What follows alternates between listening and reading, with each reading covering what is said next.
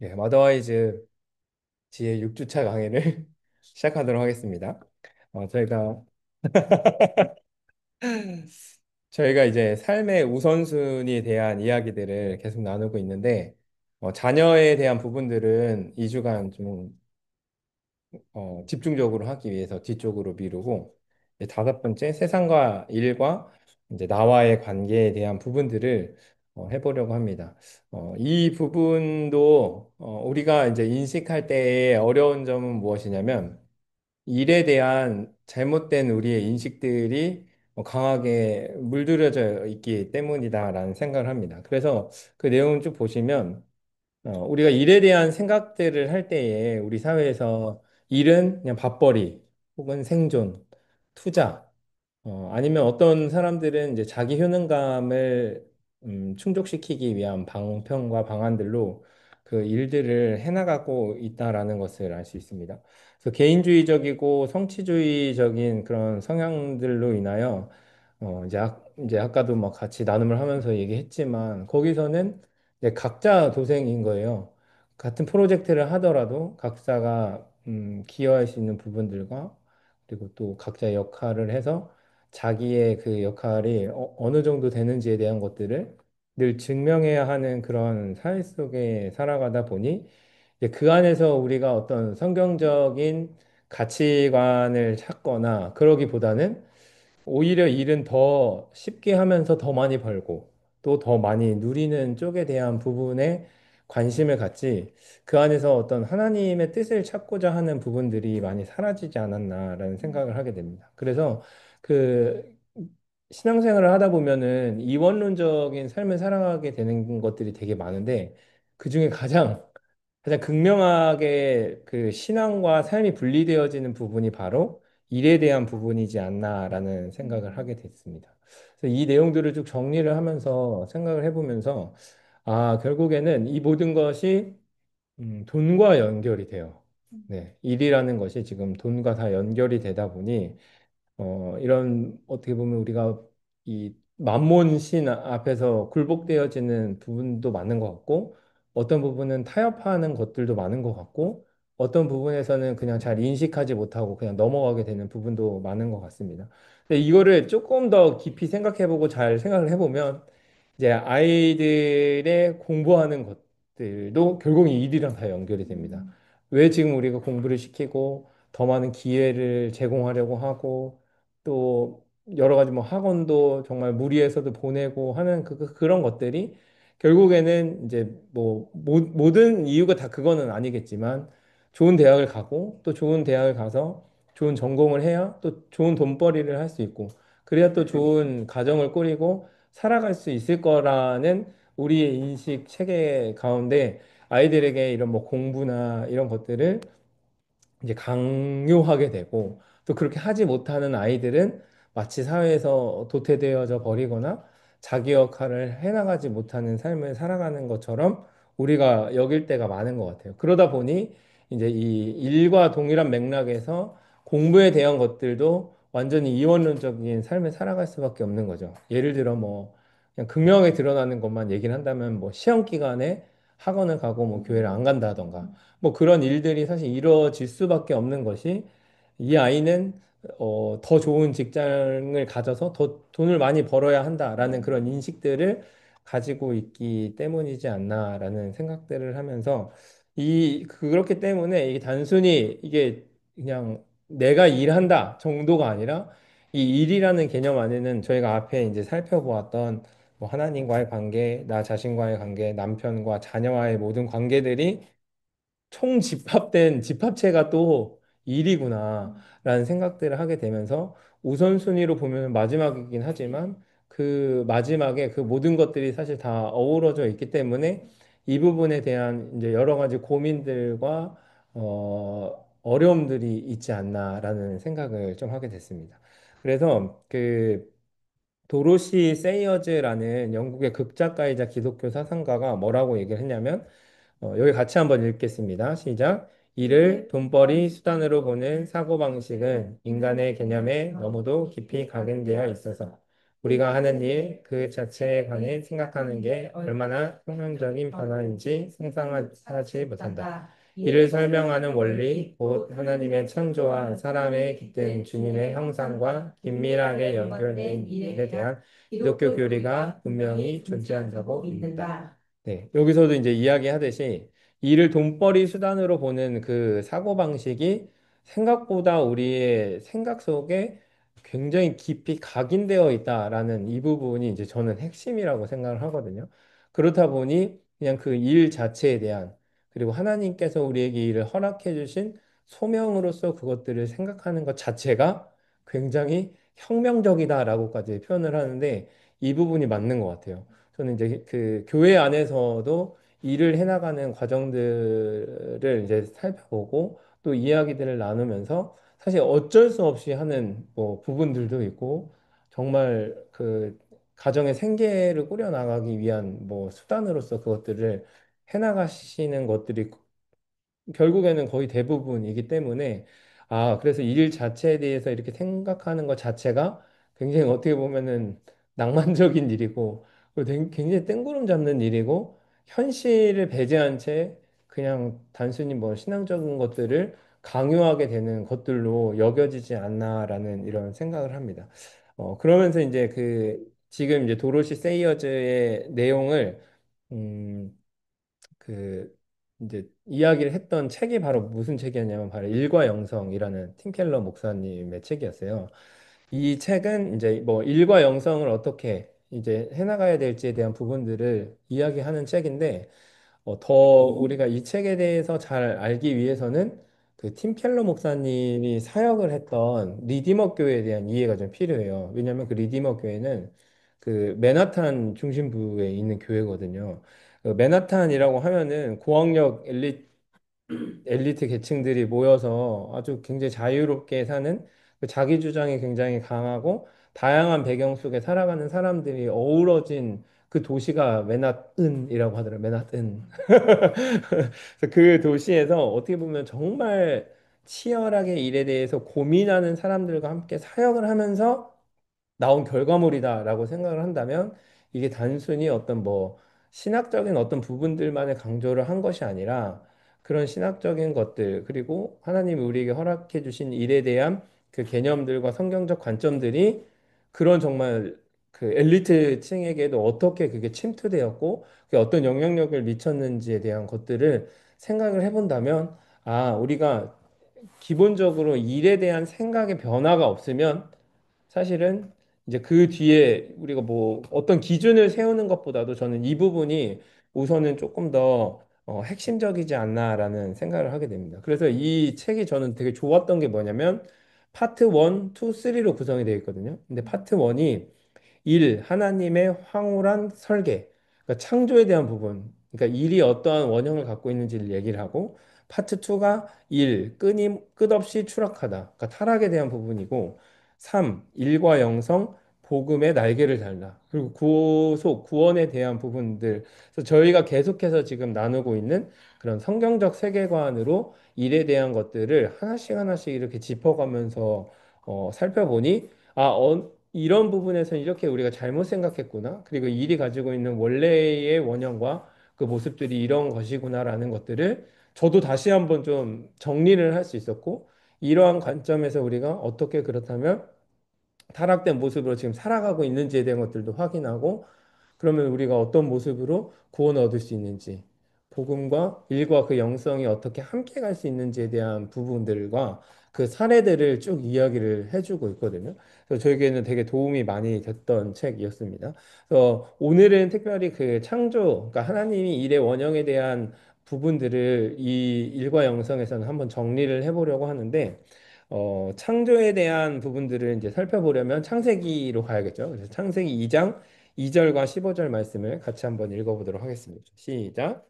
그니 그가 이를 일곱째 날에 마치시니 여호와 하나님이 그 생명을 이끌어 에덴 동산에 두어 그것을 경작하며 지키게 하시고 아멘. 창세기에 보면은 천지를 창조하신 하나님의 사역 자체를 일이라고 표현을 하고 있습니다. 저는 인식을 못했었거든요. 그 전까지는. 근데 여기 정확히 표현을 한 게 그가 하시던 일, 그리고 이제 원문으로 봐도 그냥 그런 이 일에 대한 그 단어가 쓰여져 있다는 게 되게 놀라웠고, 그 15절에 보더라도 이제 하나님께서 그 창조하신 그 창조물인 사람에게도 에덴 동산에 두시고 그것을 경작하고 지키게 하신다라는 것은 결국 이 일을 하게끔 하시는 그 모습을 보여주고 있는 것입니다. 결국 일과 그런 노동이 얼마나 중요하고 또 기본적인 요소인지에 대해서 보여주고 있다라는 거죠. 그러니까 하나님이 천지를 창조하셨을 때에 질서정연하게 무언가를 창조하신 그 모습 자체가 일이었고 또 그러한 과정들 속에서 창조한 인간에게도 허락하신 것이 노동이었다면 이러한 부분들이 어떠한 가치와 그 의미들을 가지고 있는지 그리고 우리가 인식하기로는 그냥 아담이 하와가 죄를 지어서 뭐 일을 하게 된 거야라는 그런 그 필요악에 의해서 그리고 또 정말 그 사람들이 죄의 결과로서 일을 하게 된 것처럼 생각하는 것이 아니라 창조주 하나님께서 이미 그려놓은 밑그림이었다. 그러나 죄를 지어 그것이 고통이 되고 아픔이 되었다라는 것은 죄의 결과겠죠. 근데 일이라는 것 자체에 대한 것을 하나님이 죄의 결과로 우리에게 그냥 벌처럼 허락하신 것은 아니다라는 것을 우리가 살펴볼 수 있게 되는 것입니다. 이 부분을 한번 같이 읽어보도록 하겠습니다. 읽겠습니다. 일은 무의도식하는 황금 시대가 시대가 지난 뒤에 역사에 끼어든 재앙이 아니다. 주님이 주님이 인생을 인생을 염두에 염두에 두고 두고 마련하신 마련하신 완벽한 완벽한 설계의 설계의 일부다. 일부라.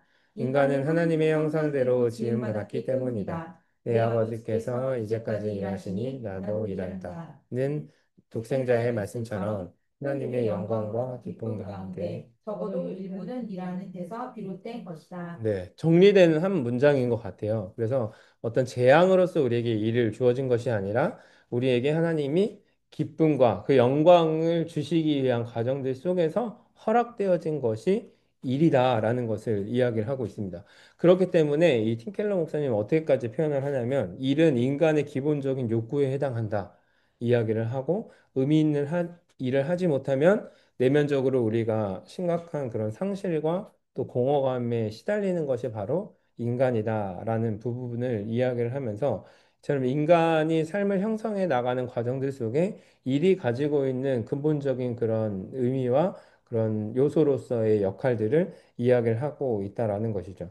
그래서 그 도로시 세이어즈는 이렇게까지 이야기를 합니다. 뭐라고 얘기를 하냐면 무엇보다 살기 위해 일해야 하는 게 아니라 일하기 위해 살아야 한다.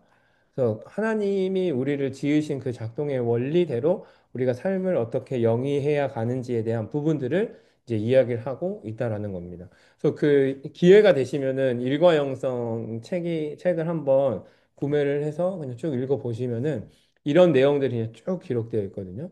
그래서 정리를 하자면 하나님께서는 일 자체를 우리를 위해 선물로 허락하셨다. 이 부분을 이제 이야기를 하면서 그렇다면 그 일들을 선물로서 해나가기 위해서 우리에게 필요한 것이 무엇이냐? 바로 소명입니다. 소명. 소명은 뭐 영어로 보면 콜링, 뭐 우리말로 조금 더 쉽게 말하면 부르심이겠죠. 네. 하나님께서 우리를 이 일로 우리를 부르셨다. 어떠한 장소로, 어떠한 관계 안으로, 어떠한 공동체 안으로 우리를 부르셨다라는 게 결국 소명이거든요. 그래서 그 소명을 가지고 우리가 일을 해야 하는데 고린도전서 7장 17절에 이렇게 기록되어 있습니다. 함께 읽겠습니다. 시작. 오직 주께서 각 사람에게 나눠주신 대로 하나님이 각 사람을 부르신 그대로 행하라. 내가 모든 교회에서 이와 같이 명하노라. 네, 하나님께서 믿는 자들을 준비시켜서 그리스도의 몸을 이렇게 세우게 하신 것처럼 거룩한 모든 백성들에게 하나님께서 허락하신 것이 갖가지 은사들입니다. 그래서 그 은사를 통해서 하나님의 교회를 이루시고 하나님 나라를 이렇게 이루어가신 모습들 속에 이제 고린도전서 7장 17절에 보면은 각 사람에게 나눠주신 대로 각 사람에게 분명히 하나님이 각각의 은사를 허락하셨다라는 것을 우리가 알 수 있거든요. 그리고 각 사람을 부르신 그대로 행하라. 하나님이 분명히 우리 각자에게 모두 소명을 허락하셨다라는 이 부분을 기억을 한다면 이 고린도전서 7장 17절을 통해서 하나님이 우리에게 은사를 주셨고 우리를 향한 하나님의 부르심이 있다라는 사실을 우리는 인식할 수 있게 된다라는 것입니다. 그렇기 때문에 그 다음 거를 한번 읽어보도록 하겠습니다. 하나님이 불러서 시작. 하나님이 불러서 과업을 맡기셨다는 사실 자체가 힘을 주므로 나를 실현하고 권력을 얻을 속셈으로 직업을 선택하거나 일을 대해서는 안 된다. 도리어 이를 하나님과 이웃을 섬기는 도구로 보아야 하며 그 목적에 따라 직장을 선택하고 업무에 임할 필요가 있다. 네. 우리가 아까 이제 이전에도 봤듯이 돈벌이의 목적이 우리의 생각 속에 각인되어 있다라고까지 표현을 했잖아요. 그렇기 때문에 사실 이 문장을 읽으면 에이, 이런 사람이 어딨어? 라고까지 생각이 들더라고요. 저도 이걸 준비를 하면서 이 책을 읽는데 에이, 다 그냥 어쨌든 뭐 먹고 살려고 하는 거지. 무슨 일을 하나님과 이웃을 섬기기 위한 도구로 하는 사람이 어딨어? 라고 이제 저도 그렇게 생각을 하게 되는데 하나님의 원래의 목적과 그 일을 통해서 행하고자 하시는 것들은 일을 하나님과 이웃을 섬기는 도구로 우리가 허락하셨다라는 것.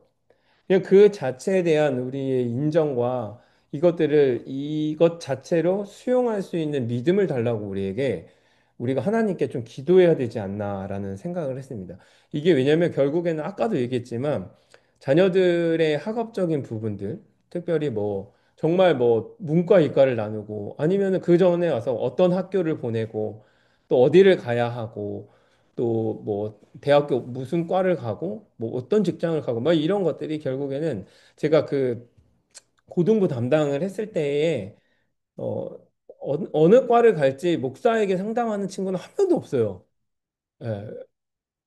그게 되게 재밌었고 신기했거든요. 제가 뭐 열심히 못했던 걸 수도 있겠지만 결국에는 부모님들과 다 대화를 나눠서 과를 정하는데 이제 많은 부모님들이 이제 과를 정하고 아이들에게 추천을 해줄 때에 그 유망한 직종의 과를 더 추천을 많이 해주는 부분이 많습니다. 이게 그러니까 모든 부모님들이 다 그렇다는 아니지만 뭐 이것 중 이거면 이게 돈을 더 잘 버니까 일로 가가 돼버릴 수밖에 없는 구조인데 그게 이제 교회 안에서 그렇게 일어난다는 게 저는 사실 고3 담임을 하면 그 목회를 하면서 조금 되게 충격적이면서도 아 이게 현실이구나 라는 생각들을 하게 되면서 아 이게 그러면 어디서부터 어떻게 이것들을 조정을 해야 되나 생각의 변화가 필요하나라고 생각을 했을 때 저는 일에 대한 우리의 인식과 그리고 그 목적 그리고 주님이 우리를 부르신 그 소명에 대한 부분들을 인식하지 못한다면 바른 인식을 못한다면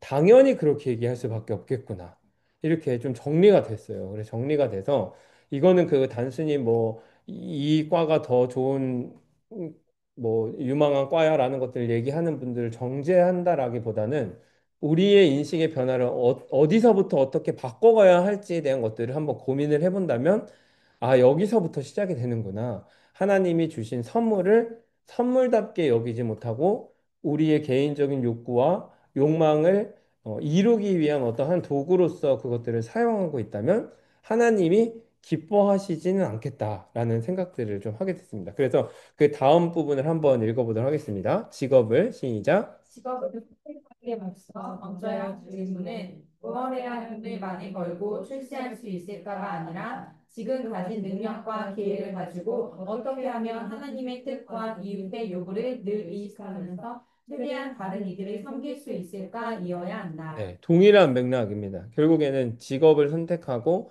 어떤 일들을 하고 특별히 우리가 교회 안에서의 사역을 할 때에도 우리가 이 부분을 잘 고민을 해야겠죠. 뭐 돈을 많이 벌고 출세에 대한 부분들 혹은 사역을 할 때는 뭐 어떤 관계나 누군가가 알아주거나 어떤 정말 그 뽐내기 위한 뭐 그런 것들이 아니라 내가 가지고 있는 능력과 기회를 가지고 어떻게 하면 하나님의 뜻과 그 요구를 의식하면서 우리가 섬길 수 있을지에 대한 부분들을 함께 고민해 가는 게 굉장히 중요하겠다라는 생각을 하면서 지금의 뭐 직장을 잠깐 뭐 내려놓으시거나 다시 새롭게 구하시는 분들이 이제 새롭게 시작할 때 저는 기준점이 될 수 있을 거라고 생각을 하고요. 또한 지금 뭐 일을 해나가시는 분들 또 사역을 해나가시는 분들 안에서도 어떻게 보면은 우리가 인식하지 못하고 그곳에 갔지만 저는 하나님이 분명히 그곳에 보내신 하나님의 목적과 이유가 있다고 생각을 하거든요. 그렇다면 우리에게 필요한 것은 하나님이 그곳에 보낸 이유와 그 그 소명을 발견케 하여 주시옵소서. 내가 지금 그 상황 속에서 하나님의 뜻 가운데 해야 하는 역할들을 어떻게 해나가야 될지에 대한 것들을 알려주십시오라고 하면서 하나님의 뜻과 이웃의 요구를 의식하면서 다른 이들을 우리가 어떻게 섬길 수 있겠습니까? 라는 부분들을 한번 고민해 볼 수 있는 그런 시간들이 됐으면 좋겠다라는 생각을 하거든요. 그래서 저는 그 교회 안에서의 사역들도 좀 동일한 맥락이라고 생각을 하거든요. 그래서 우리가 어떠한 특정한 그 사역에 따라서 사실 부서가 나눠져 있기는 하지만요. 제가 생각하는 건강한 교회는 부서 간의 이동이 자유로운 교회가 저는 건강한 교회라고 생각을 하거든요. 그냥 무조건 우리만의 리그와 우리만의 그런 뭐 어떻게 보면 좋은 사람들을 이제 끌어당기기 위한 과정들 속에서 이제 그 약간의 그 예민함과 민감함들이 사실 있을 수밖에 없거든요. 그런 것이 아니라 정말 축복하며 그 사람의 은사와 하나님의 뜻 가운데 뭐 보내어 주기도 하고 내가 스스로 가기도 하고 올라가기도 하고 이런 모습들이 저는 되게 이제 자연스럽게 또 그 공동체 안에서 서로가 서로를 이렇게 품어줄 수 있는 모습들로 나아가는 것이 굉장히 중요하지 않나라는 생각들을 좀 하면서 저 그래서 사실 장신복 집사님이 되게 그런 부분에서 되게 좀 저는 좀 충격적이긴 했어요. 이렇게 막 부서를 이동해 가면서 그 가지고 계신 은사를 잘 섬기는 게 그러니까 너무 보기에 좋았어요. 좋은 모델을 계속해서 좀 만들고 계시는 것 같다라는 생각을 좀 했거든요. 왜냐면 그 각각의 부서의 요구와 그 상황들이 계속 달라졌었거든요. 근데 어떻게 보면은 이제 그 부서에 좀 적응도 하고 이제 좀 친해지기도 하고 그런 부분도 있었을 텐데 그냥 전체 교회의 그 요구에 따라서 이렇게 이동하고 같이 이렇게 사역들을 쭉 진행해 나가는 것들이 굉장히 건강하게 좀 잘 진행이 되고 있구나라는 부분들을 좀 생각을 하면서 우리 안에서도 하나님이 우리에게 허락하신 그 뜻 가운데 우리가 어떻게 나아갈 수 있을지에 대한 부분들을 함께 좀 고민해 봤으면 좋겠다라는 생각을 합니다. 그래서 이제 이 사도 바울도 계속해서 우리에게 던지는 그 부르심과 섬김에 대한 개념들이 그 뭐 자율성, 자기실현, 권력 관계가 결국 세상에서 말하고자 하는 일의 그 목적들 안에서 완전히 어떻게 보면 벗어나 있는 이야기들을 해나가는 것 같지만 지금 사회에서도 우리가 그것들을 의식하고 인식해야 한다라는 것들을 또 이야기를 하고 있고요. 드니스 여사는 그래서 이 소명에 대한 부분을 그릇에 비유를 합니다. 하나님은 토기장이시고 우리는 그릇이다. 하나님의 그 뜻 가운데 우리를 빚으신 거예요. 그래서 어떤 사람은 금그릇, 어떤 사람은 은그릇, 어떤 사람은 질그릇으로 만들었는데 나는 왜 질그릇입니까? 저 사람은 왜 금그릇입니까? 저 사람은 왜 은그릇입니까? 저 사람은 왜 식사를 할 때 쓰고 저는 왜 이런 뭐 잔반을 버릴 때 씁니까? 라고 이야기를 할 수 없는 게 그냥 각자 하나님이 사용하시고자 하는 모습과 모양대로 각자의 은사와 또 그 소명대로 우리를 만드셨고 그것에 따라서 우리를 사용하신다라는 그 개념에 대해서 이야기를 하고 있습니다. 그래서 이것은 하나님의 계획을 이루기 위한 하나님의 목적 가운데 우리를 이렇게 세우셨다면 그 목적이 무엇입니까를 오히려 묻는 것이 더 중요하지 않을까라는 생각을 합니다.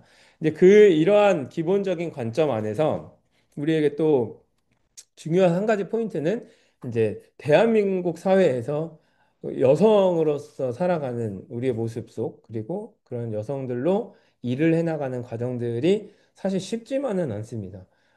많이 여성의 인권들이 좋아지기도 했고 다양한 분야에서 정말 너무나도 좋은 역할들을 해나가고 있는 것은 사실이지만 제가 봐도 어떤 출산이나 자녀 양육이나 뭐 부모님들을 모시고 하는 그런 여러 가지 상황들과 과정들 속에서 그 것들을 감당해내는 것은 결국에는 여성들이 해나갈 수밖에 없다라는 생각을 하거든요. 근데 그 부분에 대해서 하나님이 또 그렇게 임신을 하게끔 하시고 출산을 하게끔 하시고 양육을 하게끔 하셨는 데에는 저는 분명한 이유와 목적이 있다라는 것을 인정을 하면서도 그러한 제약과 한계 속에서 그렇다면 여성으로서 우리가 어떻게 그 일을 해나가는 과정들 속에 성경적으로 그 기준들을 잡아갈 수 있을지에 대한 그 네 가지 기준을 이제 드니스 여사가 이제 구체적으로 좀 설명을 해주고 있습니다.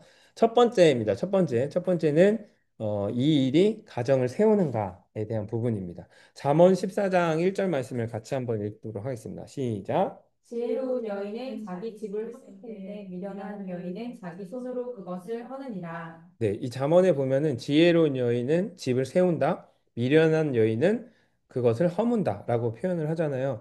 그래서 그 막 원어의 뜻을 얘기를 하면서 세우다는 만들다, 세우다, 뭐 수리하다 거기에 아이들을 얻다라는 그런 의미까지 포함된다라고까지 이야기를 했고, 미련한 여인은 그것을 허문다라는 게 깨트리고 파괴하고 때려눕히고 뽑아버리고 망치고 쓰러뜨린다. 결국 자기 손으로 가족의 모든 관계들을 다 허물어 버린다라는 것을 이야기를 하면서 이 그 저희가 지금까지 배워왔던 그 앞에 우선순위에 대한 것들을 하나씩 하나씩 구체적으로 짚어가면서 질문을 한번 던져봐야 한다. 이것이 집을 세우는 것이냐, 허무는 것이냐. 그래서 이제 얘기를 한 게 하나님에 대한 부분의 우선순위를 가질 때에 지금 하고 있는 일이 하나님과 나와의 관계를 최우선순위로 유지하는 데 도움이 되는가? 이 질문을 이제 던져야 한다라는 거죠. 일을 하면서 하나님과 개인적으로 친밀한 교제를 나누는 그런 시간을 낼 수 있는가? 그러니까 이런 물리적인 시간이 내지 않는 분들이 있거든요. 그러니까 저 같은 경우도 우선 퇴근을 해서 하이민 선우가 자는 시간까지는 아무것도 못하는 시간이에요. 그냥 그 시간은 사실 가정에 투자하는 시간이기 때문에 그 시간에 내가 뭔가 막 갑자기 애들 놀고 있는데 묵상을 하거나 할 수는 없잖아요. 그런 시간들과 뭐 여러 가지들을 한번 배치를 해보고 물리적인 시간들을 조정을 해봤을 때에 하나님과 내가 정말 최우선적으로 가장 친밀한 관계를 누리며 이것들을 해나갈 수 있는 지에 대한 것들을 이제 생각을 해보는 게 가장 중요하다라고 이야기를 하고 있고, 이제 두 번째는 남편입니다. 그래서 남편이 이제 지금 하고 있는 일이 남편과의 관계를 이제 두 번째 우선순위로 두는 데에 도움이 되는가, 결혼 생활을 윤택하게 가꿀 시간이 있는가, 이 부분에 대해서 한번 또 고민해 보아야 한다라는 거. 그래서 남편을 세우는 거는 이제 뒤에 또 더 자세히 나오니까 그때 한번 살펴보도록 하겠고요. 세 번째는 이제 지금 하고 있는 일이 자녀들과의 관계를 세 번째 우선순위로 유지하는 데 도움이 되는가. 그래서 자녀들과 나이에 맞는 유대 관계, 특별히 이제 어린 나이면 어린 나이일수록 부모의 사랑과 관심이 더 많이 필요하다 이런 이야기들도 하고 있는데, 그런 부분들을 최대한으로 많이 이렇게 보충해 줄 수 있는 그러한 일인가, 그러한 시간대인가를 한번 고민해 보고 자녀가 올바로 성장할 수 있도록 필요할 때 함께 있어주고 적절한 위로를 해줄 수 있는지에 대한 부분들도 우리가 함께 고민을 할 수 있어야 한다. 그래서 이러한 고민들 안에서 이것이 가정을 정말로 세우는 것인가, 허무는 것인가에 대한 부분들을 하나님 앞에 좀 치열하게 고민하고, 아까 진짜 너무 잘 얘기해 주신 것처럼 그런 부분에 대해서 사실 기도하지 않거든요. 그러니까 이게 뭐 이 직장이 좋습니까? 저 직장이 좋습니까? 정도는 우리가 기도를 하는데, 여기를 가야 할까요? 여기를 가야 할까는 기도는 하는데, 우리가 정말 하나님과의 관계, 남편과의 관계, 자녀와의 관계 안에서 이 일들이 가정을 세우는 겁니까? 허무는 겁니까?에 대한 부분들을 생각보다 하나님께 묻지 않는 우리의 모습들을 좀 보게 하면서 이 기준점 안에서 한번 고민해 볼 수 있는 시간, 그리고 특별히 지금 직장 생활을 하시는 분들은 이 시간들을 조정할 수 있는 여지와 여력들이 있는지에 대한 것들을 한번 살펴보고 최대한 이런 시간들을 마련할 수 있도록 하는 것을 이제 권면을 드리도록 하겠고요. 두 번째는 이 일을 예수님의 이름으로 하고 있는가입니다. 그래서 골로새서 3장 17절 말씀을 같이 한번 읽어보도록 하겠습니다. 시작. 또 무엇을 하든지 말은 때가 예수의 이름으로 하고 그를 그를 힘입어 힘입어 하나님 아버지께 아버지께 감사하라. 감사하라. 너무나도 당연한 얘기지만 그 일들을 통해서 단순히 밥벌이가 아니라 그 일들을 통해서 우리가 예수님의 그 이름으로 그것들을 하고 있는지에 대한 부분들, 하나님께 우리가 이 일들을 통해서 영광 돌리고 있는지에 대한 부분들을 한번 살펴보라라는 것입니다. 그래서 예수님의 이름으로 한다라는 것은 그분의 그런 성품과 그분의 일하심이 그 일 안에 이렇게 녹여져 들어갈 수 있는지에 대한 것들을 이제 생각을 해본다면, 하나님이 원하시고 원하시지 않고 기뻐하지 않는 일들도 저는 있다고 생각을 하거든요. 그러니까 그런 어떻게 보면 불법적인 부분들을 행하거나 사회적인 어떠한 문제와 어려움을 야기시키는 어떠한 일들을 해나가고 있다면 이 부분에서는 정말 하나님 앞에서의 과감한 결단과 또 정말 주님을 이제 뒤에도 나오지만 의지하는 마음으로 그것들을 우리가 순종하며 그분께 모든 필요를 채워주시는 하나님께 우리가 한번 좀 결단하며 나가야 되지 않나라는 생각들을 좀 하게 됐어요. 그래서 이 다른 부분에서 예시였지만 드니스 여사가 그 남편이 직업 그거 됐을 때 아까 얘기했던 것처럼 그럼 당연히 아내가 벌어야 될 상황에서 하나님 마음을 주셔서 저도 그 직업을 내려놓고 결단을 했을 때에 하나님이 또 남편에게 좋은 직장을 허락해 주셨다. 이 부분이 되게 이거는 사실 논리적으로 설명이 안 돼요. 그리고 이거를 누구한테 솔직히 말해서 강요할 수 없습니다. 제가 아무리 막 목사고 하지만 이 일은 잘못된 거니까 그만두세요. 뭐 지금 시간이 이렇게 애들이 안 되니까 그만두세요라고 할 수는 없거든요. 왜냐면 그렇게 해서 그럼 당신이 책임질 겁니까? 라고 얘기를 할 수밖에 없거든요. 근데 그게 아니라 권면은 할 수 있겠죠. 이러한 성경적 원리 안에서 한번 고민해 보시고 판단해 보십시오. 하는데 그 결정과 믿음의 결단은 결국에는 우리가 해나가는 것이고 그 상황들 속에서 하나님이 모든 필요를 채워주신다라는 그것들을 우리가 기대하면서 이 드니스 여사가 두 가지의 개념을 딱 얘기를 하는데 명확한 개념이었어요. 필요와 욕구는 다르다. 우리가 그냥 기본적인 삶을 살아가기 위한 기본적인 그 필요를 채우는 것에 우리가 이 일이 이제 진행되고 있는 거냐? 아니면 우리의 욕구를 그냥 만족하기 위해 필요를 넘어선 어떤 욕심을 채우기 위한 과정들 속에서 우리가 이 일을 더 과하게 하고 있지는 않나? 정말 그러면 진짜 밥벌이 용인 거죠. 내 욕구를 채우기 위한 목적으로 이 일을 하고 있나? 아니면은 그 기본적인 필요를 채움과 동시에 하나님의 선하신 도구와 목적들로 그것들을 해나가고 있냐 이 부분에 대해서 한번 고민해 볼 수 있는 좋은 저는 기준이라고 생각을 합니다. 세 번째는 이제 남편의 권위 아래인데요. 골로새서 3장 18절입니다. 같이 읽겠습니다. 이는 주 안에서 나타나느라. 아멘. 이 부분은 이제 남편에 대한 내용들을 저희가 잘 다뤘기 때문에 그 복종이란 단어에 대해서 거부감이 없을 줄로 압니다. 그래서 이 일에 대한 부분들에도 동일한 맥락이 적용된다. 어떻게 보면은 그래서 남편이 이 일을 하기를 원하는지 그리고 어떤 일을 하기 결정하기 전에 남편에게 이 일을 물어보고 그런 것들을 상의를 했는지 안 했는지에 대한 것들을 이제 얘기를 하면서 몇 가지 질문들을 같이 해봐라라고 이제 이야기를 하고 있거든요.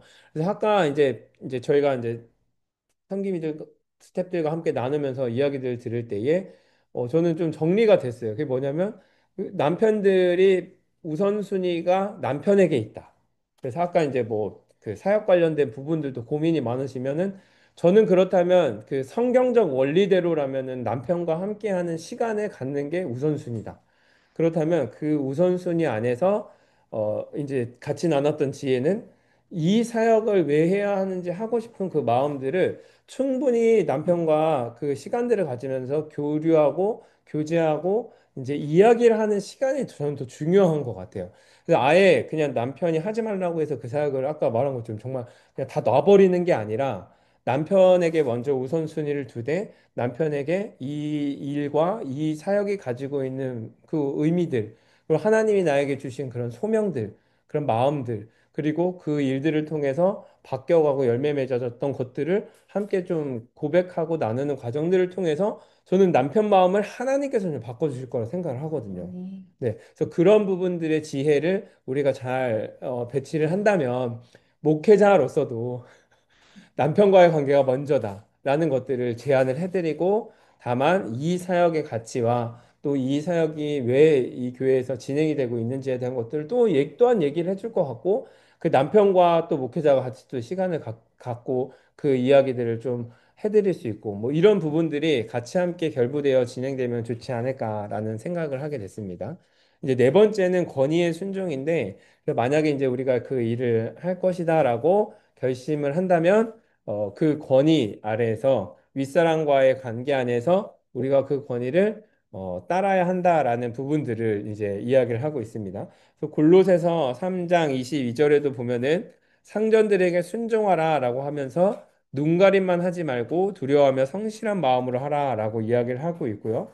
또 육체의 상전에게 순종하기를 그리스도께 하듯 하라라고 이야기를 하고 있고 또 기쁜 마음으로 섬기기를 주께 하듯 하고 이게 동일한 맥락입니다. 그때 남편에게 이야기했던 것처럼 대상은 상전이지만 주님께 하듯이 그들을 섬기는 그 모습들로 가고 상전들도 동일한 맥락에서 아래에 있는 사람들 그리고 함께하는 사람들을 그렇게 돌보아야 한다라는 부분들을 이제 이야기를 하면서 베드로전서 2장 24절에 보면 죄에 대해서는 죽고 의에 대해서는 사는 그 모습들을 그 일 안에서 우리가 사역 안에서 계속해서 훈련해야 한다. 죄에 대해서는 계속 죽어야 하고 의에 대해서는 어떻게 살지에 대한 부분들을 함께 고민하며 나아가야 한다라는 이 부분들이 바로 세상과 일과 나와의 관계 안에서의 적절한 기준이지 않을까라는 생각을 하면서 내용들을 정리하려고 합니다. 그래서 그 하나님은 하나님 나라의 목적을 위해 우리 모두를 특정한 상황에 두셨다라는 것은 우리의 신앙적인 고백입니다. 그 하나님의 전지전능하심과 하나님의 선하심과 하나님의 영원하신 관점 안에서 그 모든 계획들은 완전하시고 선하시다라고 이야기를 할 수 있는 거죠. 우리에게 그런 남편을 허락해 주신 것도 하나님의 계획 속에 있는 것이고, 우리에게 이런 일을 주신 것도 하나님의 계획 속에 있다면, 그 상황 안에서 하나님의 위대한 계획을 이루시기 위한 그런 분명한 목적 가운데 우리가 어떻게 그 일들을 이해하고 또 해나갈 수 있을지에 대한 고민들, 그리고 그 분명한 목적은 모든 사람을 하나님께로 데려오길 원하시는 제자 삼길 원하시는 하나님의 마음이라면 그 상황들 속에서 우리가 어떠한 그릇들로 깨끗하게 사용될 수 있는 귀히 사용될 수 있는 그릇들이 될 수 있을지 함께 고민해 볼 수 있는 그런 시간이 됐으면 좋겠습니다. 그래서 우리 마더아이즈 하는 모든 분들이 정말 여기 나와 있는 것처럼 하나님이 귀히 쓰시는 그릇이 되어 모든 선한 일에 마음껏 사용될 수 있는 그런 은혜가 있기를 주님의 이름으로 축원합니다. 아멘.